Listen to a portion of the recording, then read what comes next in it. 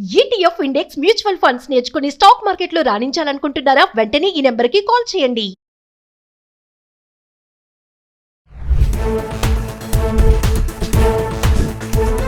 Class రూమ్లో మీది ఏ bench? Malayalam cinema స్ఫూర్తితో హైదరాబాద్లోని ప్రభుత్వ రెసిడెన్షియల్ స్కూల్స్లో అధికారులకు కలెక్టర్ హరిచందన ఆదేశాలు. మరి విద్యార్థుల్లో పెరగనున్న ఆత్మవిశ్వాసం. హాయ్ హలో నమస్తే, welcome back to Suman TV. ప్రస్తుతం మనతో పాటు ఉన్నారు TEDx speaker, legendary award winner in real estate and realtor oxygen founder and CEO doctor Nandi Rameshwar Rao గారు. నమస్తే సార్.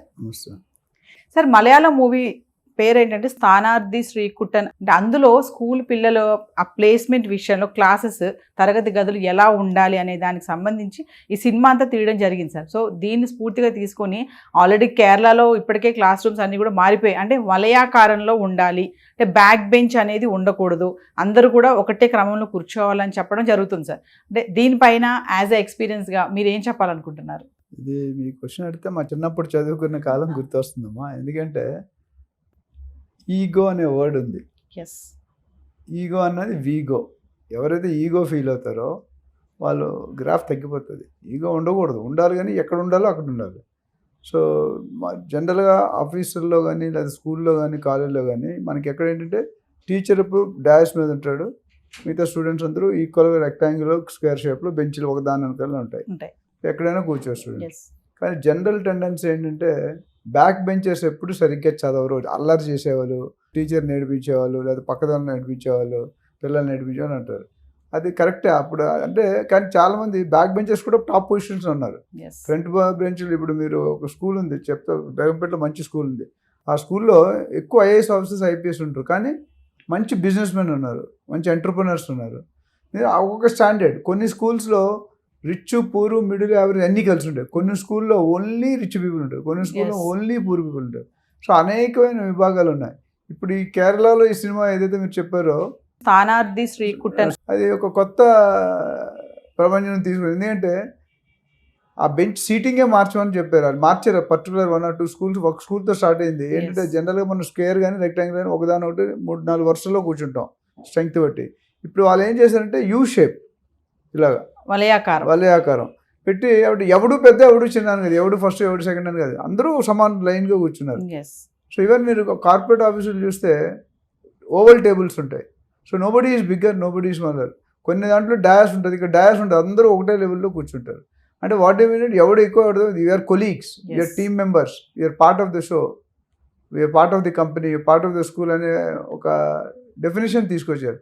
సో దీనివల్ల ఏమిటంటే బ్యాక్ బెంచర్స్ అని సపరేట్ ట్యాగ్ ఉంటుంది. ఇప్పుడు కొన్ని క్యాస్ట్లకి ట్యాగ్ ఉంటుంది, ఈ క్యాస్ట్ అని వివక్ష చూపిస్తూ ఉంటారు. నువ్వు నీ క్యాస్ట్, నువ్వు నా పక్కన కూర్చో, అటుపక్క కూర్చో, అవన్నీ ఇప్పుడు పోయినాయండి. అది ఒకప్పుడు మనం 30-40 years బ్యాక్ వెళ్ళిపోతే పల్లెటూరులో మేము వెళ్తే జాతికి మతంకి ఒక వీధి ఉండేది.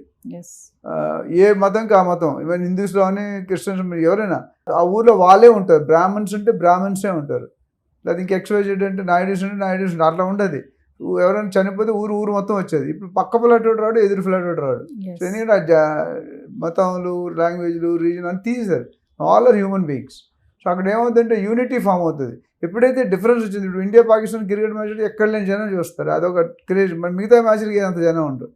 అంటే ఇప్పుడు ఈ యూత్ షేప్ ఏదైతే పెట్టారో దానివల్ల ఏమంటే ఈ ఇండిఫరెన్స్ అనేది తీసేశారు. నువ్వు పెద్దోడు, నువ్వు ఫస్ట్ క్లాస్, నువ్వు ఫస్ట్ వస్తావు, నువ్వు సెకండ్ వస్తావు, నువ్వు థర్డ్ అని తీసేరు.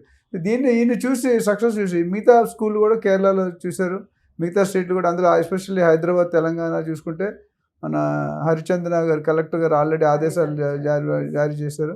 మేబీ అతి త్వరలో మన దగ్గర కూడా ఆ సిస్టమ్ వస్తుంది. So nobody is big, nobody is small. దీనివల్ల ఏమవుతుందంటే the output may increase, the students confidence. ఎప్పుడు ఒక నిందేస్తాడు, నువ్వు యావరేజ్ పర్సన్, నువ్వు బ్యాక్ బెంచ్, నువ్వు చదువు, నువ్వు అల్లరి చేస్తున్నావు. ఇప్పుడు అదేమండి, బ్యాక్ బెంచ్, ఫ్రంట్ బెంచ్ ఒకటే లైన్, ఈ సైడ్ నుండి లెఫ్ట్ నుండి రైట్ వరకు హాఫ్ సర్కిల్ అటు యూ షేప్లో పెట్టి చేశారు.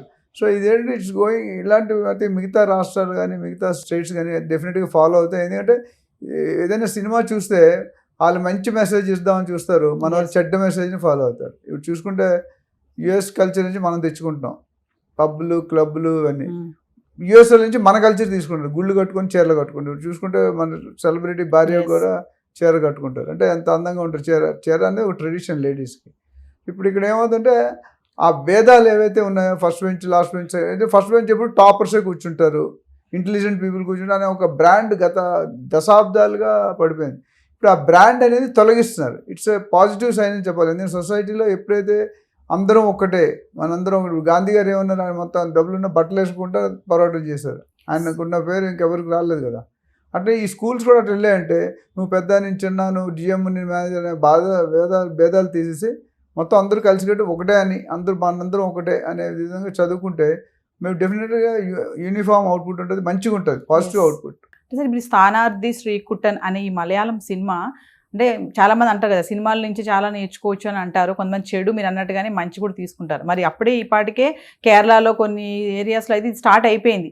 మన హైదరాబాద్లో కూడా కొన్ని స్కూల్స్లో ఇవి చేయాలని చెప్పేసి కలెక్టర్ ఆదేశాలు ఇవ్వడం జరిగింది. ఇన్ కేస్ అది కనుక వస్తే సార్ అంటే పిల్లల్లో కూడా ఆత్మవిశ్వాసం అనేది ఇవన్నీ కూడా పెరిగే అవకాశాలు ఉంటాయంటారా? డెఫినెట్గా అండి. ఎందుకంటే యూఆర్ రిమూవింగ్ సమ్ ట్యాగ్. ఒక ట్యాగ్ ఉంటుంది ప్రతి ఒక్కటికి. నువ్వు 30%, నువ్వు 40%, నువ్వు 80%, నువ్వు టీచర్ కొడుకు, ఇక టీచర్ కొడుకు, ప్రిన్సిపల్ కొడుకు అన్ని పక్కన పెడితే అందరూ స్టూడెంట్స్, మనందరం ఒకటే. ఇక్కడ వచ్చింది చదువు నేర్చుకోవడానికి, చదువు నేర్చుకోవాలి, అందరూ సమానం. ఏదో 5-10% ఇటుతాడు. ఇప్పుడు backward caste, front caste, OC ఇవన్నీ ఉన్నాయి. ఇప్పుడు అవేముండు, ఏ క్యాస్ట్ అయినా ఒక లైన్. నువ్వు మంత్రి కొడుకైనా, రాజు కొడుకైనా, ప్రిన్సిపల్ కొడుకైనా, మామూలు డ్రైవర్ కొడుకైనా ఒకటే లైన్లో కూర్చోవాలి. దీనివల్ల ఏంటంటే సమాఖ్యత అంటే సమానత్వం అనేది ఈక్వల్ అయిపోయింది. నేను పూర్ పర్సన్, ఆయన రిచ్ పర్సన్ ఏముండదు. అది లేనప్పుడు ఏమవుతుందంటే డెఫినెట్గా బాండింగ్ అనేది, రిలేషన్ అనేది ఎక్కువ ఉంటుంది. ఇప్పుడు ఈ రోజుల్లో డెడ్ బాడీ విషయం అంటే మనిషి వీళ్ళు ఎప్పుడు చెప్తారంటే మనం చనిపోయిన తర్వాత మన బాడీ దగ్గరికి ఎంతమంది వచ్చారనేది నీ వాల్యూ. అంటే సార్ మరి ఇప్పుడు ఈ న్యూస్ వచ్చింది కదా, స్కూల్ బెంచ్ అనేటప్పుడు ప్రతి ఒక్కరు కూడా స్కూల్ స్థాయి నుంచి వచ్చిన వాళ్ళే ఉంటారు. మరి మీరు ఏదైనా షేర్ చేసుకుంటారా మీ అప్పటి childhood schools? Basically we're lucky అండి. ఎందుకంటే నేను కేంద్ర విద్యాలయంలో చదువుకున్న ఆర్మీ స్కూల్, మా ఫాదర్ ఆర్మీ ఆఫీసర్. సో మాకు ఆ భేదాలు ఉండేవి కాదు. ఎందుకంటే అందరూ high profile. Army, navy, air force అనేది డిఫెన్స్ స్ట్రైట్ ఫార్వర్డ్ హానెస్టీకి పెట్టింది పేరు డిఫెన్స్. మాకు డెఫినెట్గా అమ్మాయిలు అబ్బాయిలు పక్కనే కూర్చునే వాళ్ళం, కానీ ఎప్పుడు కూడా మనకి ఆ భేదాలు రాలేదు. ఎందుకంటే మాకు ఇచ్చిన కల్చర్ అది. మా టీచర్స్ కూడా యాక్చువల్లీ కెనాట్ టెల్ ట్యూషన్స్. మమ్మల్నే పిల్లలుగా తెలియదు. నాకైతే మా క్లాస్ టీచర్ నా ఇంటి దగ్గర గుడి వేసుకొని తీసుకెళ్ళి మళ్ళీ ఇంటి దగ్గర డ్రాప్ చేసేది, నడుచుకొని వెళ్ళేవాళ్ళు చిన్నపిల్లలని. సో ఇప్పుడు ఆ టీచర్ ఎవరున్నారండి? టీచర్లు లేరు, స్టూడెంట్ లేరు. ఆ టీచర్కి నేను పెద్ద అయిన తర్వాత ఒక కంపెనీకి వైస్ ప్రెసిడెంట్ అయ్యాక గుంటూరు ట్రాన్స్ఫర్ అయ్యారు, వైజాగ్ నుండి. నేను వైజాగ్లో చదువుకున్నా. ఆ టీచరు దగ్గరికి ఒక స్వీట్ డబ్బా పట్టుకొని వెళ్తే ఎంత హ్యాపీ ఫీల్ అయిందంటే, మొత్తం 4 ఫ్లోర్లు ఉన్నాయి మెట్లు.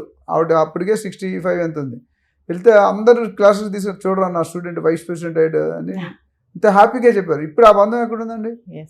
స్టూడెంట్ టీచర్కి తేడా లేకుండా పోతుంది. వాళ్ళు వీళ్ళు రకరకాల పనులు చేస్తున్నారు, which is not good sign. But అయితే మళ్ళీ టర్న్ అవుతుంది. ఇప్పుడు కూడా రోడ్డు మీద అప్ ఉంటే డౌన్ ఉంటుంది, డౌన్ ఉంటే మళ్ళీ అప్ ఉంటుంది. సో ఒక ట్రెండ్ నడుస్తుంది, ట్రెండ్ సెట్టింగ్. మన సినిమాలు అంటాం కదా ట్రెండ్ సెట్టర్. ఆ ట్రెండ్ సెట్ చేశాక ఇప్పుడు నేను రియల్ ఎస్టేట్లో చూసుకుంటే ఒక ట్రెండ్ సెట్ చేస్తున్నాను. ఏంటంటే బ్రోకర్స్ కమ్యూనిటీ అప్లిఫ్ట్ చేయాలి. బ్రోకర్ అంటే ఎందుకు పనికిరాను కదా, వాడికి ఒక విలువ ఉంది. అమెరికాలో బ్రోకర్ అంటే దండేసి నమస్తే పెడతారు. 100 కోట్ల ట్రాన్సాక్షన్ కూడా బయ్యరు సెల్లర్ కలుసుకుంటూ ఎస్క్రో అకౌంట్లు వేసి డీల్ చేస్తారు. మన దగ్గర 5 లక్షలు ఇస్తే 5 సంవత్సరాలు 5 నెలలు ఫోన్ ఎత్తాడు. సో ఆ కల్చర్ మారుతుంది.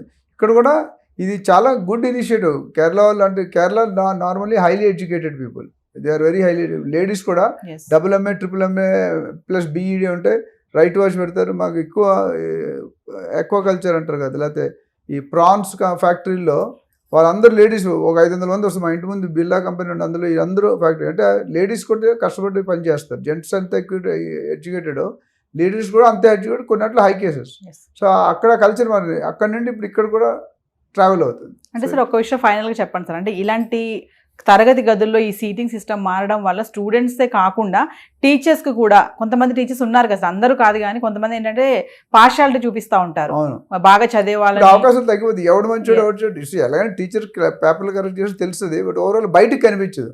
అంతమంది నువ్వు బ్యాక్ బెంచరు, వేషాలు ఎక్కువ కూర్చోవాలంటే పనిష్మెంట్ ఇస్తాను. ఇప్పుడు అది ఉండే బ్యాక్ బెంచ్ మన మాట ఉంటుంది, ఒకటే బెంచ్, ఒకటే line, all are equal, all are in one line. So అది డెఫినెట్గా trying to make a difference. And bonding అనేది ఇంకా లాంగ్ టర్మ్ ఉంటుంది. ఇప్పుడు కూడా మేము 10th క్లాస్ వాళ్ళు ఒక 60 మంది ఉండేవాళ్ళు, అందులో ఒక 54-55 మంది ఆల్ ఓవర్ వరల్డ్ ఉన్నారు.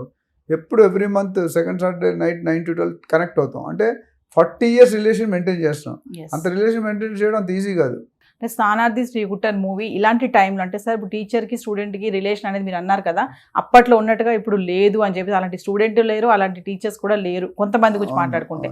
మరి ఇలాంటి మూవీస్ ఈ టైంలో రావడం అనేది ఒకసారి దాని గురించి ఏం చెప్తారు? అంటే ఇది గుడ్ థాట్ ప్రాసెస్. ఎవరైతే డైరెక్టర్ ఎవరో తెలియదు, డైరెక్టర్ కానీ ప్రొడ్యూసర్ కానీ there is a good thought. ఎందుకంటే సమాజానికి మెరుగైన ఒక మెసేజ్ని ఇస్తారు సినిమాలు. అంటే ఎండ్ ఆఫ్ ద డే ఒక మెసేజ్ మీద సినిమా తీస్తారు. రత్తారింటికి దారిలో సినిమా మీకు తెలిసి ఏమొచ్చింది, ప్రతి సినిమా కూడా ఒక మెసేజ్ ఉంటుంది. ఆ మెసేజ్ని గ్రాస్ప్ చేసేవాడు పైకి వస్తాడు, అర్థం కానివాడు మిగతా మెసేజ్లు చదువుకుంటాడు. సో ఇది తీసుకొచ్చినందువల్ల ఏంటంటే definitely it helpful to the now present going సొసైటీలో ఆ భేదాలు ఏవైతే ఉన్నాయో ఆ భేదాలన్నీ పోయే అవకాశం ఉండి మంచిగా సక్సెస్ అయ్యే అవకాశాలు ఎక్కువ కనిపిస్తుంది. Thank you sir.